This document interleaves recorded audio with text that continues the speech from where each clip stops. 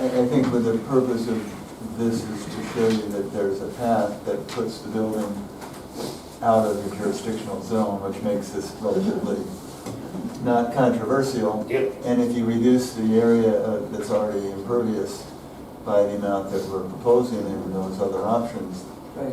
they're going to be extremely happy. But what is the driving force?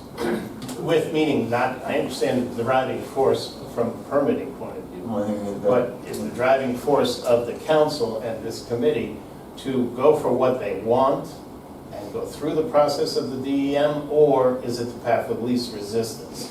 And that's a fundamental decision that has to be made by the powers that be. Do you just want to, and I agree, there's a significant impact and benefit to staying path of least resistance with the DEM. The only reason you would think not to do that is if it's compromising some degree of functionality and design. That's the only point I'm trying to make when it's all said and done.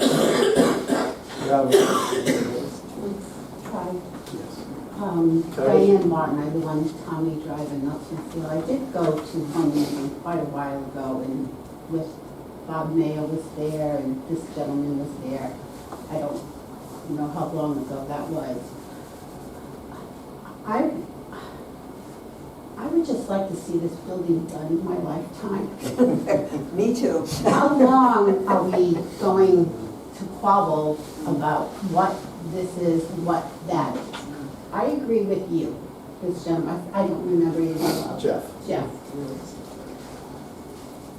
You have a committee here. You make your recommendations and go from there. We're constantly waiting 2 weeks and another 2 weeks, and we're going from month to month. When is this going to happen? You're losing the motivation of the community with this. And evidently, you need the community to help raise some money, because you don't have enough money to finish this project. And this community is able to raise some money. We have some very wealthy people here. We also have people here with a lot of connections with foundations. You need to come up with a plan soon and start working on it. I worked for a nonprofit, and I continue working for a nonprofit. I understand how nonprofits work. I work for a YMCA. I worked for a YMCA for over 25 years, and then they called me back to come back and do some accounting for them. And I've been there for 5 years, which was only supposed to last 1. So I understand, but you're losing this motivation, and I agree with Jeff. Do something. Get the people in this community involved. Get them excited about something other than the quarry, which is so negative. Get them excited about something that's positive, and make a decision and bring it to whoever it needs to go to. This bickering back and forth and not getting anything done, we've been here for an hour. Thank you. All right, well, thank you for that. I think that can help refocus us a little bit. Because as Joel said, this is only preliminary. It's to start discussions with DEM. It's not a final decision that needs to be made. What I'd like to see us do tonight is look at these 4 options. Let's discuss the pros and cons of them. If there's one that sticks out over the other, let's talk about that. Personally, I agree with Joel. I prefer site option plan 3. I think that it stays true to the master plan that we've put together to date. It brings, because this phase 1 is primarily geared for the seniors, bringing all that parking in close relation to that building is extremely helpful. Having the community garden where it's located is extremely helpful, because then Ann and her crew can have the dump truck dump what they need right there. And I also see some other benefits to the way that it's oriented. If we look at the building kind of to the left, that's opened up to the big field that's out back. You can see the big oak tree. You can see the nature that's that surrounds the area. And that, if you guys remember the topography, we're higher up now. We're overseeing the entirety of the property.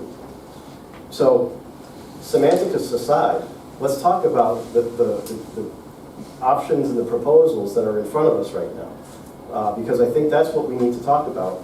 And that will also help inform the discussion with Mark. Like, listen, the group talked. We all decided on this option. What are your thoughts? Can you relay those concerns to Joel so then that way he can address them? I hate to break it to you guys, but you also have an architect who's been doing this for quite a while now on this board. I've also been on the planning board for 5-6 years now too. So I respect Mark gratefully. I also had a lot of respect for Tom Kravitz. They shouldn't be the end-all be-all just because they're the town planner. This is a group effort here. So you got to rely on the expertise that we have in this room right now. Mark is one voice of 10 of us. So let's recognize that and let's make a decision this evening. So then that way Joel and Jeremy can start moving forward with Pear. We can start to have those preliminary discussions with DEM. And then that way we can go to council and say, listen, we were presented with 4 options. We're recommending this option. They've started preliminary discussions with DEM so we can get our permit going. And then that way, if there's any moving around the building that stays within the confines of this area that's from the orange line to the site setbacks, then we can talk about it. Oh, And Joe, it's not going to be the final plan that gets put in front of DEM. The final plan will obviously go to the council for approval, and then the remainder of the permitting can begin. Can you just summarize the difference between 3 and 4? Yeah, one of the idea of this was not only to get the building with the parking, but it had, there's some neighbors here that I thought having the building further away, that was a good strategy. I'd spoken to them a year ago, and so the only difference here is that the parking lot's the same, it's within the non-jurisdictional zone. The building, if you drew a radius from the building to the parking, you have much more of that parking within the entry point of the building. And there's a nice drop-off, so if someone's in a wheelchair, you can come in, let them off, keep parking, and go park in the parking lot. Does either one of them impact the patio idea that you had? Is that on the left side? No. Okay, so neither one of them impacts that? No. I think this one is fine, it's just that, again, trying to squeeze it in so the addition can work isn't as clean. You could have the building oriented that way and still move it up there. There's a number of ways to skin the cat. I think the idea was, should the building be closer to the parking lot or not? And I think either 2 or 3 is your best choice. Yeah. I think so. Yeah. I like 3. I had 2 or 3 myself. Well, if it was, somebody make a motion then. Yeah, I would say whichever one, try to show us going close to that jurisdictional line. Because it's better to get it now and move away from it than to not do it. Yep. I would just, and that's, whatever building layout you choose, I would just try to, get as much as we can approved. Or even if You're not it's gonna not go back, approved. you're not So you're not going back, and if we move the building, as long as we don't change permeable, non-permeable areas, they're not gonna care. They're never gonna come look at it. Once that permit's issued, they're never gonna come out. Am I allowed to make a motion because I'm sitting as a member? I make a motion to accept plan option 3 as the primary and option 2 as the secondary for further review. All right. I'll second it. You have a second? All right. All in favor? Aye. Aye. Can we make a further motion that we get that to Mark Yep. Monday? So that he can take You'll get, Will we he can, get this? The Yeah. 2, 3, and then 2? Yeah, I was going to ask Joel and Jeremy to send this PDF, Yeah, and if we and then can, we you can, know. and then you do can, a Teams meeting or something. yeah, we can do a Teams meeting if we And need then to. he can, on Monday, Yeah. take a look at it and weigh in on it. And no offense to you, Jeff. I know you're a fine architect, but you've done the admin thing.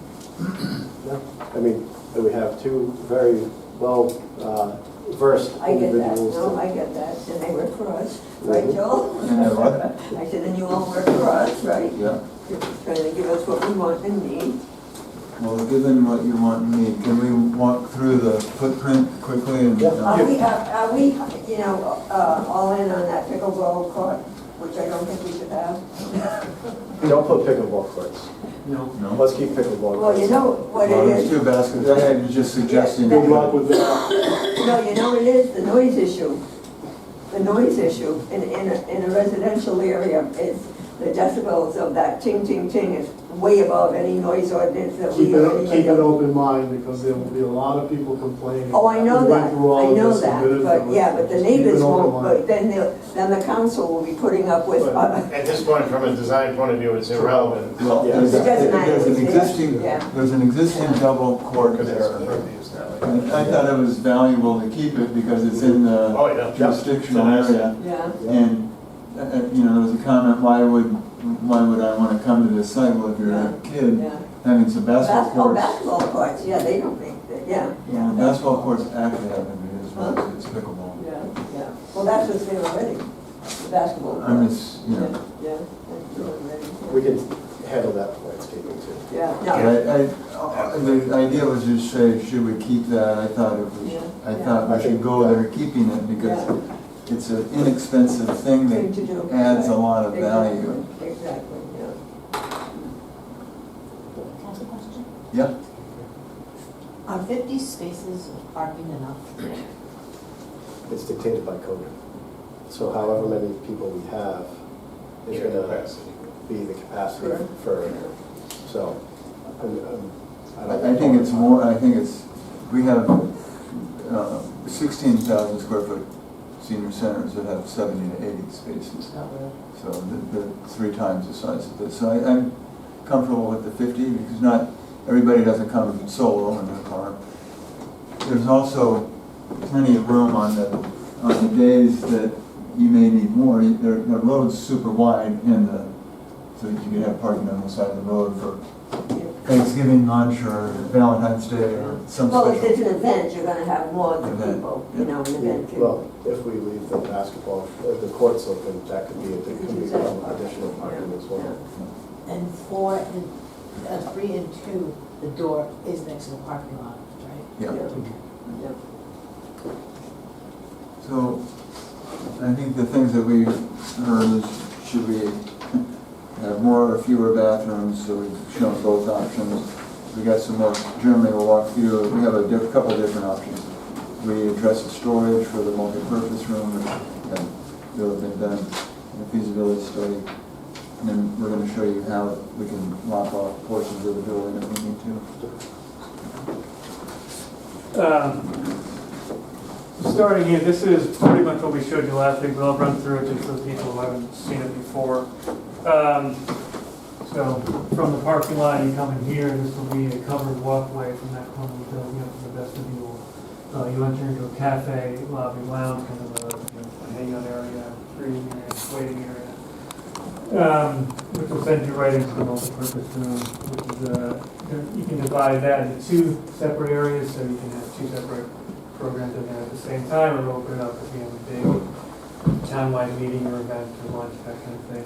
This will be a soundproof divider, so you can have 2 things going at the same time, and the noise from each will disrupt the other one. Up here we have a program room, so it's a flex program room, so you can have meetings, classes in there, those kind of things. Up here we have an activities game room, so we're showing a pool room in there now with some card tables and a lot of the other projects we've done. They have pool leagues that they have competitions with other towns around, so I think that's something we've seen a lot, I think people really enjoy. But again, that's kind of a flex space, more of a casual, it won't be as programmed as something that's helping out this program room. Conference room, 250 square feet, it's a pretty good size. These are all the office areas, so we have an office for the director, we have a flex office for, when you have lawyer comes in or accountants for tax season, that kind of thing, so it can be used for various needs. here and there throughout the year. Admin space, reception desk, 3 people as they come in. And then we have a commercial kitchen here. It'll serve purpose room and also can serve out into the cafe lounge. And then the bathroom, mechanical, and the water. What's nice is that remove the door, so the control point for the staff or whoever's there, you can get to the flex office without having to go into the staff office. So this is all sort of open if you have a podiatrist or a blood pressure or a nurse or accountant, whatever you shine, you know, insurance, all that stuff. And then the kitchen can serve into the lobby area or into the main room. 200 seats shown here in the multi-purpose room. You put the door at the end of the hallway so the bathrooms could be accessible at night. Here, yeah. And accessible to the outside. Yeah, that's. Yeah. So the basketball or the garden can use the bathrooms. So what's changed since 2 weeks ago? I think, well, we previously had showed at 68. 60, I was gonna say it was 68 the last time we Right, I looked at it. think the estimate we had provided was 66, so we got that. So we tightened up some of these rooms here, took a little bit out of them. As Joel mentioned, we took a look at the storage, which was very minimal, kind of along the sides here. So we removed it from here, put it all back here. There's a lot more of it than we were showing, and then this elevation is all open for windows. A lot of light can come in, and also give access to the left patio we were discussing up here. Access out to the green parts of the site. One thing we did do, we took another look at the requirements for the toilets, and what we were showing was one more fixture per room that we needed. So we removed a little bit of room from here to get it down to the 66. So this is kind of the main option that we're looking at. This option, the main change is we swapped the activity room and kitchen locations.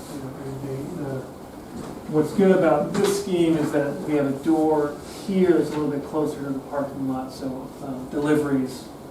If someone can park in the parking lot, they can bring everything out here on the sidewalk and go right into the kitchen instead of having to come down through around like that. So if there's meals on wheels, that kind of thing, deliveries will give it a little more access to it. It still has that same connection to the multi-purpose rooms that can serve there. We do lose the connection we were showing before to the cafe lounge.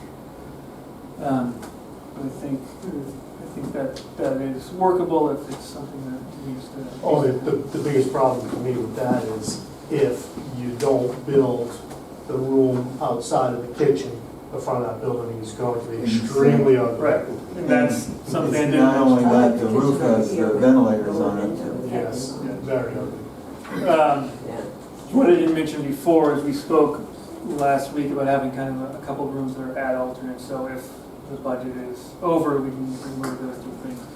So this line here is kind of showing, these 2 rooms we can, if need be, do without. It can be one, it can be both, depending on what the estimates come back at, we can deal with that. So if we don't have those, you still have the basic fundamentals of what you need for a senior center, and that you can build on, expand. The other thing that we lose on this with the multi-purpose room is the view downwards, because we have the storage. Yeah.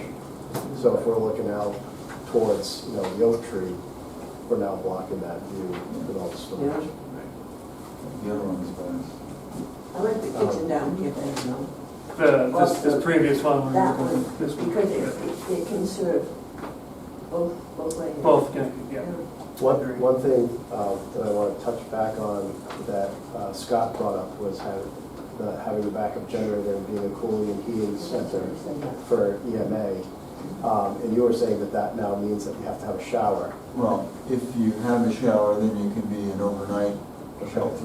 Because I was wondering, just above the janitor's closet, if we can shave out that area, make that like a family unisex restroom with a shower, and the janitor's closet gets a little smaller. If we could look at potentially doing that, so then that way we have the shower, we have the ability to have that and then we can certainly help. That will certainly help us with the EMA funding. if we show a unisex restroom with a shower. And then that means we're not, losing any more stalls in the main restrooms Yeah. as well.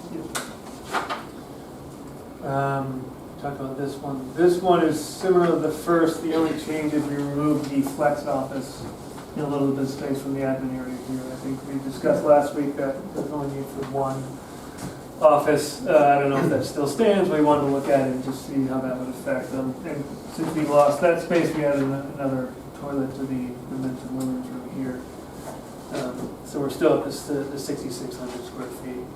But I really like the flex office for Yeah, all of the things Yeah. that can happen. yeah. and then Because this you have one- nowhere else to entertain a visiting professional or And it's private. provider. Yeah. You hate to take a big room for two people. It's intimidating, yeah. Yeah. This one goes back to switching these two locations, and then we took about 400 square feet out of the multi-purpose room just to see, get it down to 6,400. Again, in case, if this is an option, if we need to, save a little money somewhere, if we can tighten it up a little bit more. So the other idea on this one was to consider, do you want to make the multi-purpose room smaller to keep the number of program rooms? Or is it better to keep the, Yeah. if you had to lose some? Yeah. That gives you 150 seats, Yeah, a little bit more in the multi-purpose yeah. room. Well, how many people, Linda, how many people did you say, I remember a while back when we had our other committees, you had said that you have a veterans dinner, and how many people get? Usually when we have that veterans dinner, we can have about 200 people, Okay. 150 to 200 people, yeah. Is that usually in the summer? No, Veterans Day, it's in November, yeah. And that's at tables.